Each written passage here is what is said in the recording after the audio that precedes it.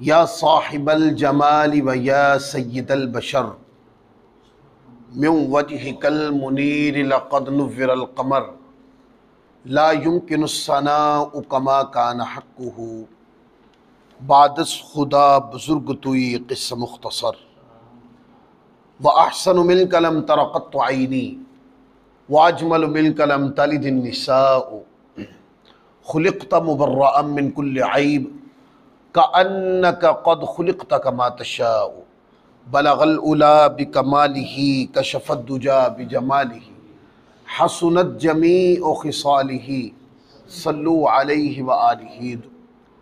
26 ज़ुल्हज जब आती है, ये हज़रत सैयदना फ़ारूक़ आज़म रज़ियल्लाहु ताला अन्हु को 26 ज़ुल्हज की फ़जर में आप पे ज़रब लगी, आपको शहीद करने की जो कोशिश की गई, आप पर जो हमला किया गया, वो 26 ज़ुल्हज की सुबह थी, फजर। और उसके चंद दिन बाद, यानी 3 से 4 दिन, 4 दिन के बाद हज़रत फ़ारूक़ आज़म रज़ियल्लाहु ताला अन्हु की शहादत हो गई। लिहाजा अहले सुन्नत के यहाँ फ़ारूक़ आज़म रज़ियल्लाहु ताला अन्हु की शहादत यकम मुहर्रमुल हराम को है। यही हमारी किताबों में कौल ज़्यादा मुतदावल है। बाज़ लोग कहते हैं और वो मीडिया के ऊपर ना बात को घुमाने की कोशिश करते हैं, 26 ज़ुल्हज को जिस दिन आप पर ज़रब लगी, यानी आपको शहीद करने की कोशिश की गई और आप नमाज पढ़ा रहे थे और इमामत की हालत में आपके ऊपर हमला किया गया, वो दिन 26 ज़ुल्हज का दिन था। और जिस दिन आपके ऊपर ज़रब लगी है उस दिन आपकी शहादत नहीं हुई है, उसके कुछ दिन के बाद आपकी शहादत वाक़ई हुई है। ज़्यादा ये बात अगर कहीं कोई बंदा मुगालते में मुब्तला करने की कोशिश करे तो मुगालते से बाहर निकल आए। 26 ज़ुल्हज फ़ारूक़ आज़म रज़ियल्लाहु ताला अन्हु को आज शहीद करने का जो हमला किया गया, और उसके 4 दिन के बाद यानी यकम मुहर्रमुल हराम को फ़ारूक़ आज़म रज़ियल्लाहु ताला अन्हु की शहादत हो गई थी। लेकिन आज मैं आपकी ज़िंदगी के सिर्फ 2 पहलू ले रहा हूँ। अच्छा, पहला नुक्ता ये है आज की गुफ्तगू का कि फ़ारूक़ आज़म रज़ियल्लाहु ताला अन्हु की वो ज़ात हैं कि जब आप इस्लाम लाए तो आपके इस्लाम लाने के बाद इस्लाम को गलबा मिल गया था, और उससे पहले काबतुल्लाह के अंदर जाकर इबादत नहीं की जाती थी। और फ़ारूक़ आज़म रज़ियल्लाहु ताला अन्हु ही वो हस्ती हैं कि जब आप इस्लाम लाए तो फिर मुसलमानों ने अलल ऐलान काबतुल्लाह में इबादत की। और दूसरा नुक्ता आज की गुफ्तगू का ये होगा कि फ़ारूक़ आज़म रज़ियल्लाहु ताला की हुज़ूर अलैहिस्सलाम और अहले बैत अतहार के साथ और सहाबाए किराम के साथ फ़ारूक़ आज़म रज़ियल्लाहु ताला की मोहब्बत की कैफियत क्या थी, और वो हुज़ूर की बारगाह में आजिज़ी, ताज़ीम और हुज़ूर की बारगाह में झुकने का अंदाज़, जब हुज़ूर किसी बात के बारे में इरशाद फरमा दे तो उनके सुकूत का आलम क्या होता था। ये 2 नुक्ते हैं, क्योंकि हुज़ूर अलैहिस्सलाम ने दुआ की थी ना अल्लाह की बारगाह में, ये मौला फ़ारूक़ आज़म रज़ियल्लाहु ताला अन्हु को ईमान की दौलत और नेमत अता फरमा, और साथ अबू जहल का जिक्र भी किया कि दोनों में से किसी एक को इस्लाम की दौलत और नेमत अता फरमा। और वो दुआ नबी जो थी वो हज़रत फ़ारूक़ आज़म रज़ियल्लाहु ताला अन्हु के हक़ में कबूल हो गई। अब वो पूरा वाक़या आता है कि आपके बहनोई और आपकी बहन वो मुसलमान हो चुके थे। इस बात का इल्म फ़ारूक़ आज़म रज़ियल्लाहु ताला अभी मुसलमान नहीं हुए थे, पता चला तो गुस्से के साथ आए और गुस्से के साथ आकर दरवाज़ा पीटा, दरवाज़ा खटखटाया। तो वो कुरान मजीद के जो औराक थे, यानी जितना कुरान पाक उस वक्त नाजिल हो चुका था, या कुरान मजीद के जितने सफ़े और राग, जितना कुरान मजीद उनके पास था, जिस हालत में भी था, चंद सफ़ों में था या पत्तों पे लिखा था, जिस मटेरियल पर भी था, वो कुरान मजीद की तिलावत कर रहे थे, बहन और बहनोई। उन्होंने वो कुरान मजीद के जो औराक थे वो जल्दी से छुपा दिए और दरवाज़ा खोल दिया।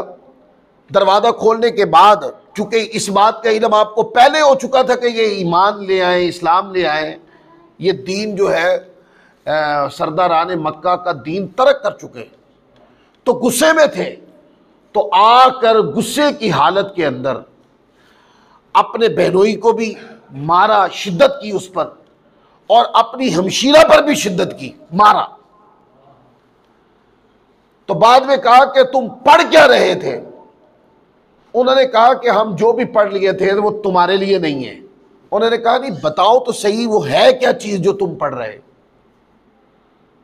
तो फिर वो कुरान मजीद के औराक फारूक आज़म रज़ियल्लाहु ताला अन्हु को वो जब देखे और पढ़े और अल्लाह तबारक व तआला के कलाम बेमिसाल को पढ़ा और आंखों से अश्क रवा हो गए और वहीं पे इस्लाम की तस्दीक कर दी। वहीं पर क्या कर दी?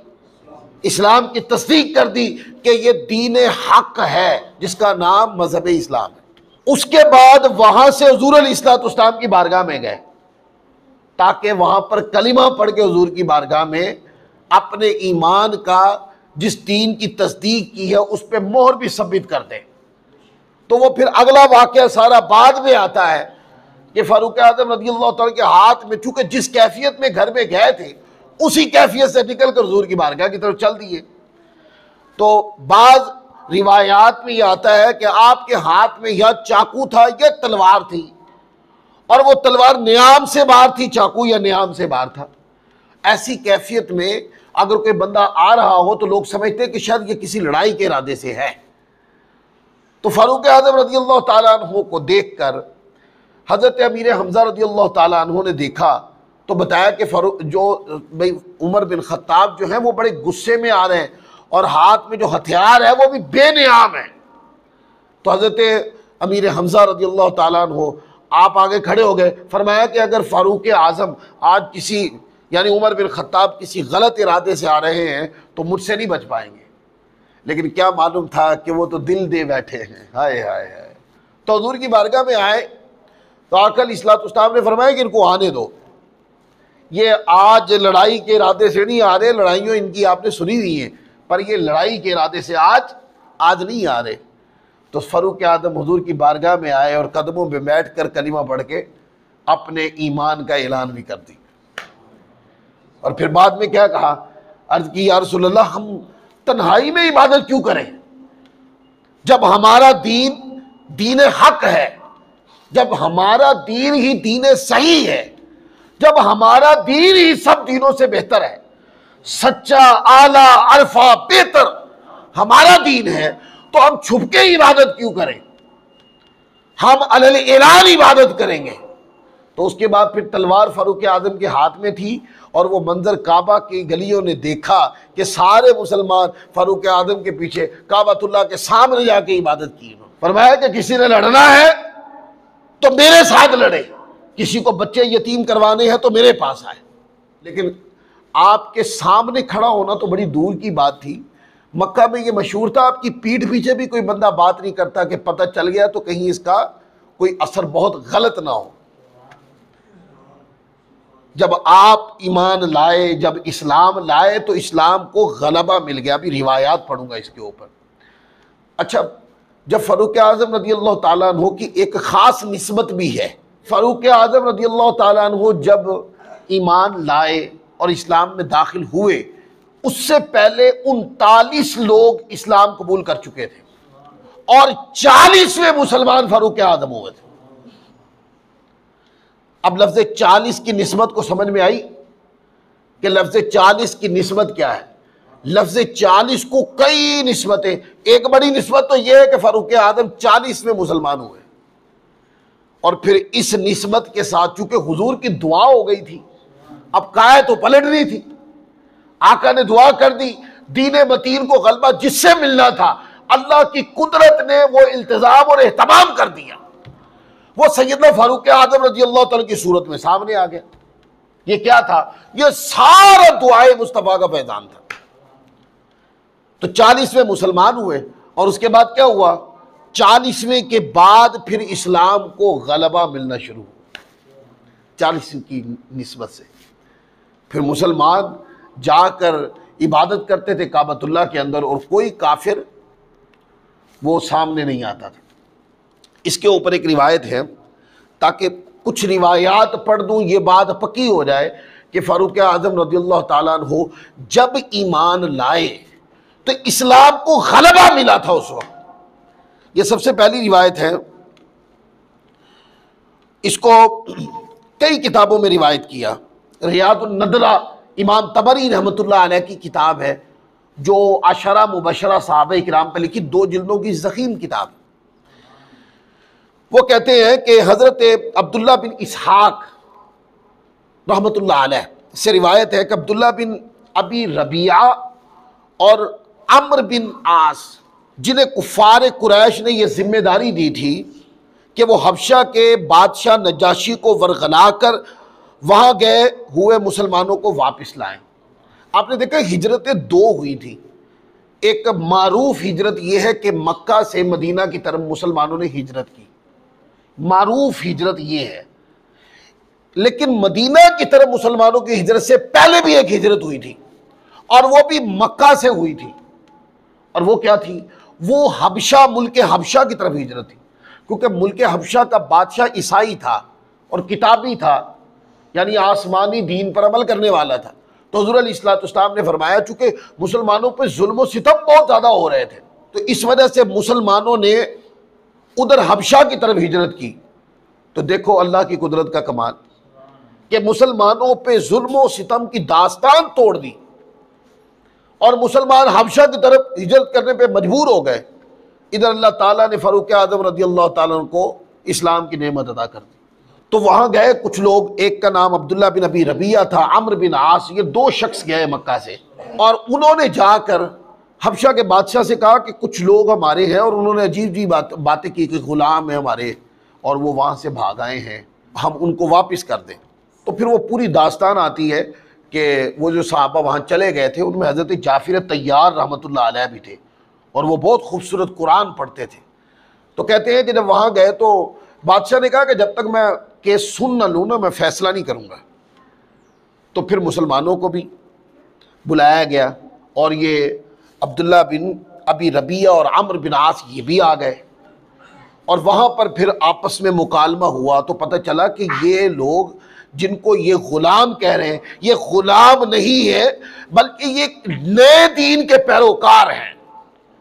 और हज़रत जाफ़िर तैयार रहमतुल्लाह अलैह ने जब रज़ियल्लाहु ताला जब वहाँ तकरीर की, तो वहाँ जो हबशी बादशाह था नजाशी जिसको कहते हैं, वो बाद में मुसलमान हो गया था, वो बाद में मुसलमान हो गया था। यही वो बादशाह है कि आका अलैहिस्सलाम ने मदीना पाक में खड़े होकर इसका जनाजा पढ़ाया था, और वो कहते हैं मोजज़ाती तौर पर सारे पर्दे हटा दिए और उसका जनाजा सामने था, इमाम को जनाजा नजर आ रहा था और सारे मुक्तदी पीछे थे, और इनका जनाजा हुज़ूर अलैहिस्सलाम ने पढ़ाया था। तो जाफ़िर तैयार रज़ियल्लाहु अन्हु वहाँ तकरीर की, और जब तकरीर की तो अब्दुल्ला बिन अबी रबिया और अम्र बिन आस खामोश हो गए। तो उस बादशाह ने कहा कि सोने के भाव भी ये ग़ुलाम, ये लोग तुम्हें वापस नहीं देंगे, ये यहाँ जितनी देर तक खुशी से रहना चाहे रहे। ये पूरा वाक़या है। कहते हैं कि उधर वो हबशा से मुसलमान लोगों को लेने गए, इधर मक्का मुकरमा में सैयदना फ़ारूक आज़म रज़ियल्लाहु ताला मुसलमान हो गए। और कहते हैं कि आप बड़े ही रोब और दबदबे वाले आदमी थे, आपकी शख्सियत का रोब दबदबा बहुत था। आप रज़ियल्लाहु ताला अन्हु की पीठ पीछे भी कोई आप पर एतराज़ नहीं कर सकता था। इसीलिए फ़ारूक आज़म रज़ियल्लाहु ताला अन्हु और हज़रत सैयदना अमीर हमज़ा रज़ियल्लाहु ताला अन्हु की वजह से मुसलमान कुफ़ार कुरैश के शर और उनकी तकालीफ से महफूज हो गए थे। 2 हस्तियाँ ऐसी कि जब ईमान ले आए तो फिर कुफ़ार मुसलमानों को तकलीफ पहले जिस सहूलत से देते थे ना, अब वो सहूलतें ख़त्म हो गई थी, क्योंकि पहरेदार मजबूत हो गए थे। क्या? पहरेदार मजबूत हो गए थे। यार जो हुजूर की मौजूदगी में इतनी मजबूत पहरेदारी करते हो, जालिमो ये कहते हो कि हुजूर के विसाल के बाद उन्होंने इस्लाम से नाता तोड़ दिया था, कैसी बातें करते हो तुम? जिन्होंने जिस सरापा अक़दस को देखा और जिन तालीमात को सुना और पहले वाले दीन को ठुकरा दिया, उन्होंने बाद में इस्लाम के लिए किसी कुर्बानी से दरेग नहीं किया। हुजूर की ज़ात अक़दस में भी और आका की ज़ात अक़दस के ज़ाहिर विसाल के बाद भी जब तक वो हयात रहे, उन्होंने हुजूर अलैहिस्सलाम के दीन की सरबुलंदी के लिए कुर्बानी देते रहे। तो कहते हैं जब फ़ारूक आज़म ईमान लाए तो मुसलमान महफूज हो गए, हिफाजत में आ गए। तो फ़ारूक आज़म रज़ियल्लाहु ताला अन्हो की तलवार जो है वो मुसलमानों को हिफाजत देती। फिर आगे एक रिवायत है जिसको सही बुखारी उठाए, किताबुल फ़दाइलुन नबी, और हज़रत फ़ारूक आज़म रज़ियल्लाहु ताला उनकी मनक़बत का बाब निकाल लें। उसके अंदर रिवायत करते हज़रत अब्दुल्ला बिन मसऊद, अब्दुल्ला बिन मसऊद रज़ियल्लाहु ताला अन्हु ये फ़ारूक आज़म रज़ियल्लाहु ताला से भी पहले मुसलमान हो गए थे, और वो रिवायत करते हैं कि जब फ़ारूक आज़म रज़ियल्लाहु ताला अन्हु मुसलमान हुए तो क्या हालत बनी। जो मुसलमानों पर शब और रोज़ तकलीफ़ें ढाई जाती थी, मुसलमानों को बरसरे बाजार लूट लिया जाता था, उनके कारोबार लूट लिए जाते थे, उनकी औरतों को एज़ा दी जाती थी, उनकी ज़मीनें खसब कर ली जाती थी। ये पूरी दास्तान है। मक्का के 10 साल की सीरत को कोई बंदा पढ़े, खून के आंसू रोए। लेकिन हज़रत अब्दुल्ला बिन मसूद रज़ियल्लाहु ताला अन्हु फरमाते हैं कि जब से अमीरुल मोमिनीन हज़रत सैयदना फ़ारूक आज़म रज़ियल्लाहु ताला अन्हु इस्लाम लाए, यानी ये बाद में उन्होंने बात कही, मदीना पाक में आके बताई। कहते हैं कि जब फ़ारूक आज़म इस्लाम लाए, हम यानी सब मुसलमान जो उस वक्त मुआशरे की तकलीफ़ों की जद में आए हुए थे, हम मुअज़्ज़िज़ हो गए, इज्जत मिल गई हमें। तकलीफ़ों के गड़े से निकाल कर एजाज दे दिया। किसने? फ़ारूक आज़म रज़ियल्लाहु ताला ने, ईमान ने एजाज दे दिया। तो हदीस तो बताती है कि फ़ारूक आज़म की जो छतर छाया है ना, फ़ारूक आज़म रज़ियल्लाहु ताला अन्हु की जो हिफाजत का हिसार है, का तरबियत का जो एहसास और साया है, ये तो इज्जत देता है। तो जो दास्तान तुम तकरीरों में सुनाते हो वो सिवाय तुम्हारी लाल किताब के दुनिया की किसी किताब में नहीं है। मैं उसको हिकायत नहीं करना चाहता हूं, मैं बस किनायतन बातें बता रहा हूं आपको, वरना मैं नाम लेकर ताबड़तोड़ हमले भी कर सकता हूं। सब मेरे पास है, मैं पढ़ चुका हूं सब कुछ। सिर्फ बताना ये चाहता हूं, ये जो पाक हस्तियां थी जिन्होंने बेलौस दीन की खिदमत की, बेलौस जिन्होंने दीन की खिदमत की, जिनके दौर में इस्लाम ने इतनी तरक्की की कि इस्लाम अफ्रीका की सरहदों से जा मिला, उस खलीफा राशिद के बारे में जालिमों कैसी बातें करते हो तुम? तुम्हें चाहिए मिंबरों के ऊपर जैसे अपने जाकिरीन के लिए चिल्लाते हो, तो इन अजमत भरी हस्तियों के लिए नहीं तुम बात कर सकते? जाकिर को अगर दावत देनी हो ना तो लोग मिंबर पे फट पड़ते हैं, उनकी टोपी भी उतर जाती है, इतना वजद में आ जाते हैं। और ये जो हस्तियां हैं जिनके जन्नती होने पर मुस्तफ़ा ने मोहर लगाई है, जालिमों उनकी खूबी तुम्हारे मुंह से ना निकले। और सुन्नियों को कहते हो कि यूं हो गया, तू हो गया। क्या पता घर में तुमने क्या खिचड़ी पकाई है, किताबों में क्या गड़बड़ कर दी है तुमने, और एक नया दीन बना के लोगों के सामने रो पीट के बताते हो ताकि लोग हमारे रोने का जो है ना वो इतबार कर लें। रोने का इतबार नहीं होता, हमेशा जो बात की जाती है उसको दलील से साबित किया जाता है, और अगर दलील से साबित ना हो तो ये चिल्लान कभी हक्कानियत की दलील नहीं होती। अपने दोस्तों को भी ये बात समझाऊंगा, किसी के चिल्लाने से किसी के हक होने की बात नहीं होती। ये देखिए जो बात की है उसकी पुख्तगी कैसी है। अगर पुख्तगी नहीं है तो फिर बात चाहे जितनी मर्जी चिल्ला के की हो, रद्द कर दें उस बात। फिर इसी तरह कहते हैं कि जब फ़ारूक आज़म रज़ियल्लाहु ताला अन्हु ईमान लाए, इस्लाम में दाखिल हुए, तो मुसलमानों के हौसले और बढ़ गए। मुसलमान उस वक्त ऐसा नहीं था कि हौसले हार चुके थे, ये नहीं मैंने कहा।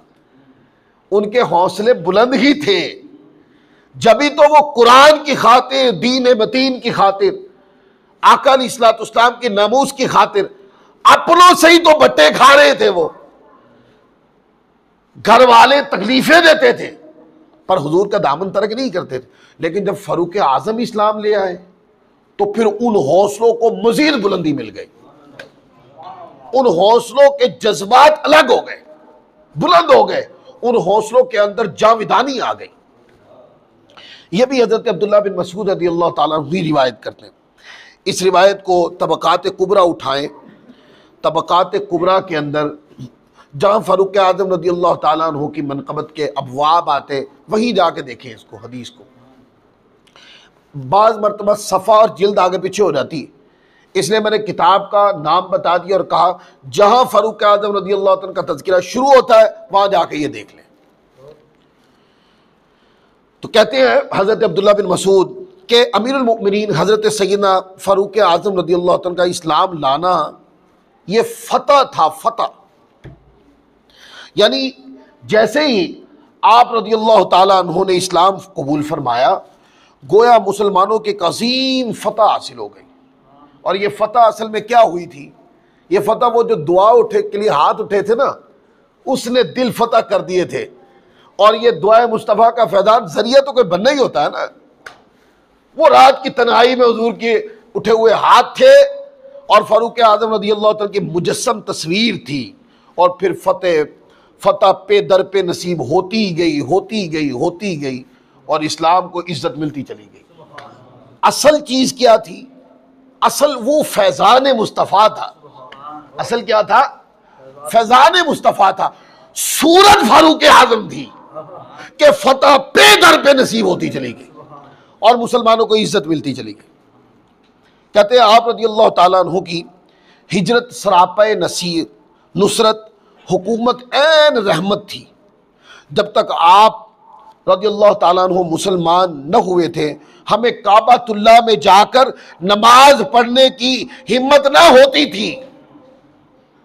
क्योंकि ये भी तो देखना है कि अभी 39 मुसलमान हुए हैं, काफिर तो कत्ल करने के लिए खड़े हैं, वो तो मौका तलाश करते हैं। इस अफरादी कुव्वत को भी बढ़ाना था, इस पैगाम को भी मुसलसल बढ़ाना था। तो जब हज़रत फ़ारूक आज़म रज़ियल्लाहु ताला अन्हु ने इस्लाम कबूल कर लिया तो इस्लाम कबूल करके कुफ़ार से जंग की, बस उसके बाद हमने काबातुल्लाह में नमाज पढ़ी जाकर। अब कोई बंदा कहे कि लो जी वो तो आप लोग तो बताते हैं कि जब पहली वही नाजिल हुई है उससे अगले दिन हुजूर अलैहिस्सलाम ने काबातुल्लाह में नमाज पढ़ी। जब इस तरह की दो बातें लाकर क्या करना, सिर्फ ज़ेहनी बरगलाना होता है बस। और साथ फिर एक मिसरा जोड़ देना, तुम्हारे मौलवी साहब ने ना गलत बात की। और मौलवी साहब का 2 मिनट भी सामना नहीं कर सकता ऐसे बंदे, जो बंदे बाहर इस तरह की बातें कर 2 मिनट नहीं बैठ सकते। कुछ जाहिल किसी आलिम के सामने क्या करेगा? कुछ भी नहीं कर सकता। देखिए हुजूर अलैहिस्सलाम तो काबतुल्लाह में नमाज पढ़ सकते थे, आका अलैहिस्सलाम को नहीं कोई रोक सकता था। आप पूछे क्यों? इसलिए कि हुजूर अलैहिस्सलाम का हिफाजत का हिसार बड़ा मजबूत था। एक तो अल्लाह ताला ने जो मोजज़ाती ताकत अता फरमाई वो अलग रूहानी ताकतें हैं, लेकिन आपके जो चचा थे अबू तालिब, जो हुजूर के चचा थे, एक तो वो सरदाराने मक्का में बहुत मुअज़्ज़िज़ और मुअज़्ज़म समझे जाते थे, और फिर हुजूर अलैहिस्सलाम का सारा घराना था जो इज्जत और एजाज़ की नज़र से देखा जाता था। वो इज्जत, एजाज़ और एहतराम किसी बंदे को भी हुजूर की तरफ हाथ उठाने की इजाज़त नहीं देता। इसलिए आका अलैहिस्सलाम ने जिस दिन वही नाजिल हुई उससे अगले दिन काबतुल्लाह में नमाज पढ़ी, और वो नमाज एक तरफ हज़रत खदीजतुल कुबरा खड़ी थी और दूसरी तरफ मौला कायनात अलीउल मुर्तज़ा खड़े थे और काबतुल्लाह में नमाज पढ़ी जा रही थी। मैंने तो पूरी तकरीर में हुजूर अलैहिस्सलाम का सिर्फ नाम नहीं लिया, मैंने कहा मुसलमान काबा में नमाज नहीं पढ़ सकते थे, क्योंकि काफिर लोग तो डंक लगा के बैठे होते थे कि मुसलमान लोग कोई इस तरह का काम करें और मुसलमानों को कत्ल करने का कोई बहाना मिल जाए। मुसलमानों ने अफरादी कुव्वत भी बढ़ानी थी और हिकमत भी तर्क नहीं करनी थी। तो कहते हैं फारूक आज़म रज़ियल्लाहु ताला इस्लाम लाए तो फिर क्या हुआ फिर कहते हैं इस्लाम को गलबा मिला, हत्ता के मुसलमान लोगों ने जाके काबतुल्लाह में नमाज पढ़ी। किन्होंने? वो जो 39 मुसलमान हो चुके थे। साहिब दीन तो नमाज पढ़ चुके काबतुल्लाह में।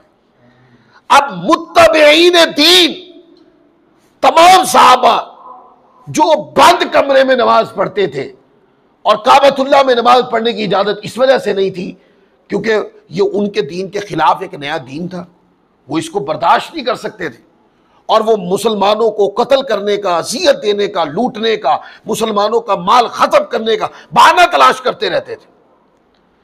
फारूक आज़म रज़ियल्लाहु ताला अन्हु इस्लाम लाए, उनके सारे बहाने दम तोड़ गए, उनकी कुव्वत दम तोड़ गई, उनका रौब दम तोड़ गया, उनका दबदबा, उनकी हुकूमत, उनकी सरदारी, और सरदारी के अंदर बंदे के पास जो कुव्वत होती है ना कि कत्ल कर देंगे, मार देंगे, लूट लेंगे, ये वो बदमाशी जो होती, वो सारी थम गई, क्योंकि जो ताकत आगे आके खड़ी हो गई थी उसका मुकाबला नहीं था। फिर कहते हैं हजरत सैयदना सुहैब रज़ियल्लाहु ताला अन्हु, ये भी तबक़ात कुबरा में लिखा है, रिवायत करते हैं अमीरुल मोमिनीन फारूक आज़म रज़ियल्लाहु ताला अन्हु कहते हैं इस्लाम लाने पर ही काबा के गिर्द हल्का बनाकर बैठे और तवाफ किए, अलल ऐलान तवाफ किए। फिर कहते हैं फारूक आज़म रज़ियल्लाहु ताला जब इस्लाम लाए तो मुसलमानों को एक नई पहचान मिली। वो जो दबदबे का, घुटन का माहौल था, वो जो छुप छुपा के जाना, लोगों को हक की दावत देना और दिलों को फतह करना और कदमैन मुस्तफ़ा में लाके बिठा देना है। सहाबा चाहते थे कि मौका मिले हम बाहर निकले और लोगों के साथ बराए रास्त मुताल्लिक हो, और वो अपनी बात करें, हम अपने दलाइल दें और अपने दलाइल से दिलों को फतह कर लें। पर हिकमत उस वक़्त कुछ और थी कि ऐसा ना हो कि कत्ल गारत गरी शुरू हो जाए और लोग जो हैं वो जो चंद मुसलमान हुए कहीं काफिर मिल के इनको शहीद ना कर दें। लेकिन जब फारूक आज़म रज़ियल्लाहु ताला अन्हु मुसलमान हो गए तो फिर क्या हुआ? फिर मुसलमानों को यहाँ से एक नई पहचान मिली। वो नई पहचान क्या थी कि अब बंद कमरे में तबलीग नहीं होगी, तबलीग बरसरेआम होगी। तो फिर मुसलमानों ने बरसरेआम पूरी सीरत पढ़ लें आप, बरसरेआम तबलीग की या नहीं की, इसके ऊपर रिवायत है। और रिवायत हज़रत मौला कायनात अली मुर्तज़ा शेर खुदा करमल्लाहु ताला वजहुल करीम रिवायत करते हैं। इसको भी रियादुन नदरा के अंदर इमाम तबरी रहमतुल्लाह अलैह ने लिखा। अच्छा, रियादुन नदरा ना इमाम तबरी रहमतुल्लाह अलैह की किताब है, शिया उलमा इसके बड़े हवाले देते हैं।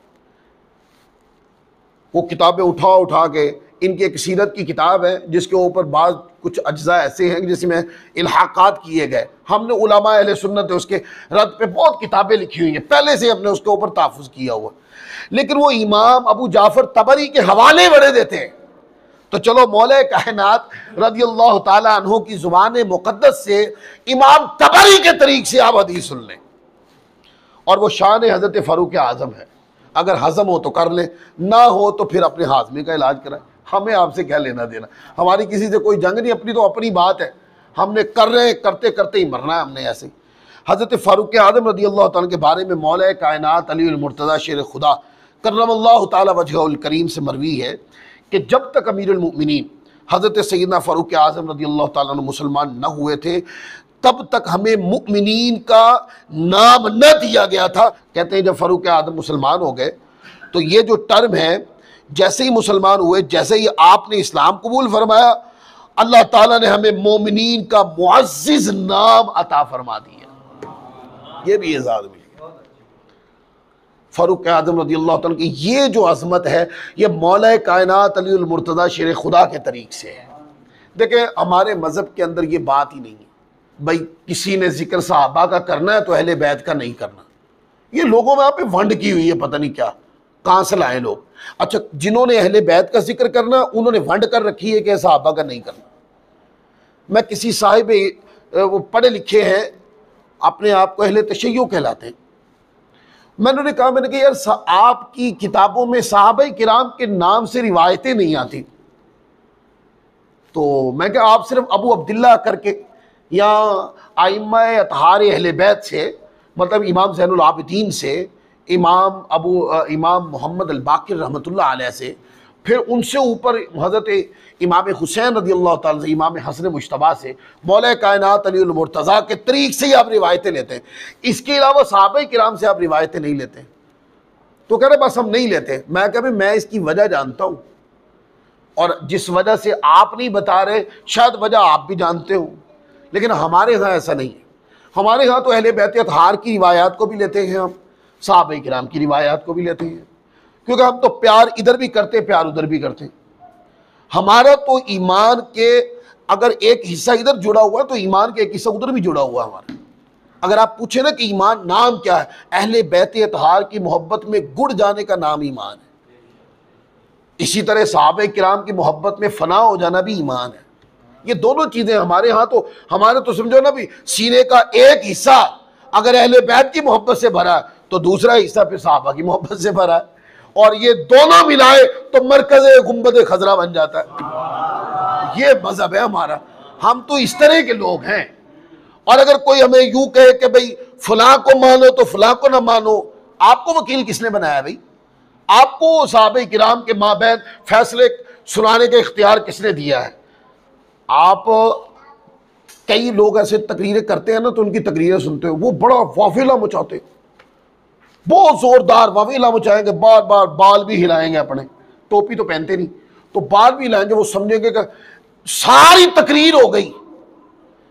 जो बात की है उसको किसी इल्मी किताब से बाकायदा सनद के साथ, सही सनद के साथ वो जाकिर साबित नहीं कर सका उसको। तो भाई आपके खुले हुए बालों का हमने क्या करना है? आपकी ज्यादा चिल्ला के बात कर रहे हो तो इसका हमने क्या करना? इल्म का हक अदा ज्यादा चिल्लाने से नहीं होता। ये बात मैंने पहले भी की है। इल्म का हक अदा होता है कि आप जो बात कर रहे हैं ना, इस बात को सनद सही के साथ आप इसको साबित कर दें कि ये जो बात मैं कह रहा हूं ये सनद सही के साथ साबित है। और बात करते हुए ये भी नहीं कहना चाहिए कि फलां मौलवी साहब बात कर रहे थे, उन्होंने ये कहा, लिहाजा मैं तकरीर में ये कह रहा हूं। ये तकरीर का कोई उसूल नहीं होता। और लोगों को ये तकरीरें सुनाई जा रही हैं, लोग समझते कि बहुत सही कह रहा है ये। नहीं, आप किताब उठा लें, उस किताब में सनद भी लिखी है और उसको परखने के लिए जरह तादील का पूरा इल्म भी मैदान में है। आप किताब खोलें, सनद पढ़ें, उसकी तस्हीह के लिए जरह तादील की किताबें उठा लें, तस्हीह कर लें। जब तसल्ली हो जाए तो फिर आपको बतौर इल्म मिंबर से उसको बयान कर दें। फिर आप नहीं भी चिल्लाएंगे ना, आहिस्ता आवाज में भी बात करेंगे तो लोगों के मन में उतर जाएंगे। और अगर आप कहेंगे कि फलां मौलाना ने तकरीर की तो वो ये कह रहे थे लिहाजा मैं ये कह रहा हूँ, ये काफ़ी नहीं है। तो मौला कायनात अली अल मुर्तज़ा की ज़ुबान अक़दस से ये जुमला निकला कि मुमिनीन का जो लक़ब है, फ़ारूक आज़म जब मुसलमान हुए तो फिर मुसलमान मुमिनीन के लक़ब से मारूफ हुए। फिर कुफ़ार की कुव्वत को भी तोड़ा। फ़ारूक आज़म जब मुसलमान हुए तो कुफ़ार की कुव्वत जो मिन हैसुल मजमू थी कि मुसलमानों को कत्ल ही करना है, मुसलमान बचने नहीं चाहिए, यह जो कॉन्सेप्ट था काफिरों का, ये जोर खत्म हो गया, टूट गया ये जोर। क्योंकि आप वो कुव्वत सामने आगे खड़ी हो गई ना। साथ एक कुव्वत हजरत अमीर हमजा रज़ियल्लाहु ताला, मैं साथ साथ जोड़ रहा हूं बात, कहीं रह न जाए कोई बात। मैंने आपको कहा दो हस्तियां थी, जब मुसलमान हो गई तो फिर मुसलमानों को कुव्वत नसीब हो गई। क्योंकि फारूक आदम काफिरों को सीना तान के कहते थे और कहा करते थे कि किसी को अपने बच्चे यतीम करवाने हो तो मेरे पास आ जाओ, जिसको लड़ने का शौक हो वो भी आ जाओ। पर मुसलमान तो इबादत कर रहे हैं और करते रहेंगे, जो हमारी फिक्र है उससे पीछे नहीं हटेंगे हम। यानी जुर्रत और दलेरी के साथ अपनी जान की, माल की परवाह किए बगैर जब इस्लाम लाए तो कुफार का जोर टूट गया और मुसलमानों की कुव्वत में इजाफा हो गया। मुसलमान कुव्वत में थे बाएतिबारे ईमान के, रूहानियत के, लेकिन बाएतिबारे ज़ाहिरी शख्सियत के, हुकूमत के, सरदारी के, ये कुव्वत अभी ज़ाहिरी तौर पर सामने नहीं आई। और जब फ़ारूक आज़म इस्लाम लाए तो ये कुव्वत भी इसने भी सर उठाया, मुसलमानों को ये कुव्वत भी नसीब हुई। इसी तरह फ़ारूक आज़म रज़ियल्लाहु ताला की ज़िंदगी को अगर देखा जाए तो ये तो पहलू वो था कि जब आप ईमान लाए, जब इस्लाम लाए तो फिर क्या हुआ। लेकिन जब आप ईमान में आ गए, मुसलमान हो गए, जब आप इस्लाम ले आए, तो हुजूर की ज़ात से आपकी वारफ्तगी कैसी थी? कहते हैं कि फ़ारूक आज़म रज़ियल्लाहु ताला अन्हु आका अलैहिस्सलाम का जिक्र करते हैं ना, या किसी मजलिस में बैठे होते तो हुजूर अलैहिस्सलाम का जिक्र किया जाता, यानी कोई बंदा हुजूर की आज़मत की बात करता और हुजूर की तारीफ़ करता, आका का जिक्र करता, तो फ़ारूक आज़म रज़ियल्लाहु ताला अन्हु की आंखों से आंसू बह जाते।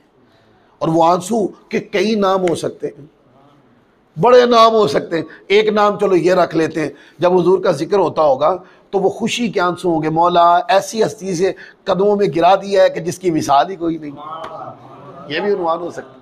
आप हजारों उन्वान बना ले, इस पे बड़ी लंबी तकरीर हो सकती है, पर एक जुमला बोल के मैं इसको ख़त्म कर दिया। फ़ारूक आज़म रज़ियल्लाहु ताला अन्हु ऐसे थे कि जब पता चल जाता था ना, ये हुजूर से वारफ्तगी का आलम, ये जब पता चल जाता ना फ़लाँ चीज़ हुजूर को पसंद नहीं, तो वो कहते मुझे भी पसंद नहीं है। आपको पसंद क्यों नहीं है? हुजूर को पसंद नहीं है। ये है मोहब्बत का आलम। एक रिवायत आती है, हुजूर अलैहिस्सलाम के साथ कहीं जा रहे थे आका अलैहिस्सलाम की रफ़ाकत में, तो हुजूर अलैहिस्सलाम की बारगाह में अर्ज़ की, या रसूलल्लाह मैं सिवाय अपनी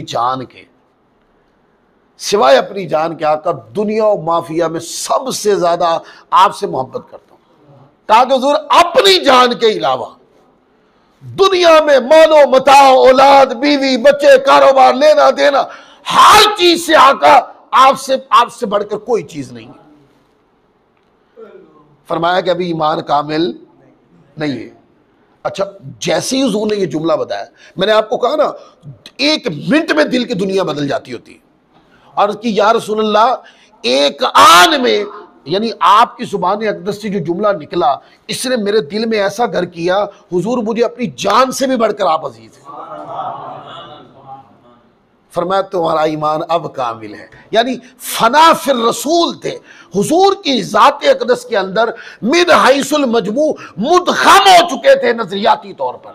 हुजूर से मोहब्बत में, आका से अकीदत में, हुजूर से निस्बत में, आका की इताअत में फना हो चुके थे। ये वो हस्तियाँ थी। फिर इसी तरह फ़ारूक आज़म रज़ियल्लाहु अन्हु, वो हदीस पढ़ें आप कि आका अलैहिस्सलाम से बार बार सवाल होने लगे। ये बुखारी मुस्लिम की रिवायत है, अकीदे के मैदान में हम पढ़ते हैं इसको, इल्म गैब कुल्ली साबित करने के लिए। तो हज़रत अबू मूसा अशअरी रज़ियल्लाहु अन्हु रिवायत करते हैं, आका अलैहिस्सलाम से बाद सवाल किए गए। जिन लोगों को इतराज़ हुआ तो आका अलैहिस्सलाम के इल्म का समंदर जोश में आ गया।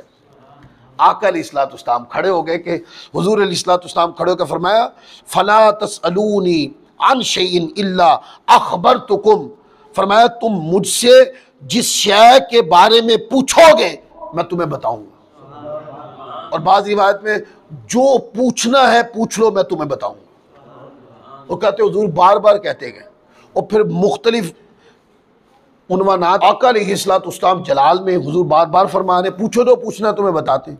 फ़ारूक आज़म रज़ियल्लाहु ताला अन्हु आजिज़ाना अंदाज, मेरा दोनों हाथ जोड़कर, यानी मिजाज रसूल को समझते थे। और बताना मकसूद ये था कि हुजूर ये हमारा सवाल तो नहीं है, ये तो मुनाफिकीन के सवालात हैं जो आकर आपके इल्म के बारे में चहमगोइयां करते रहते हैं।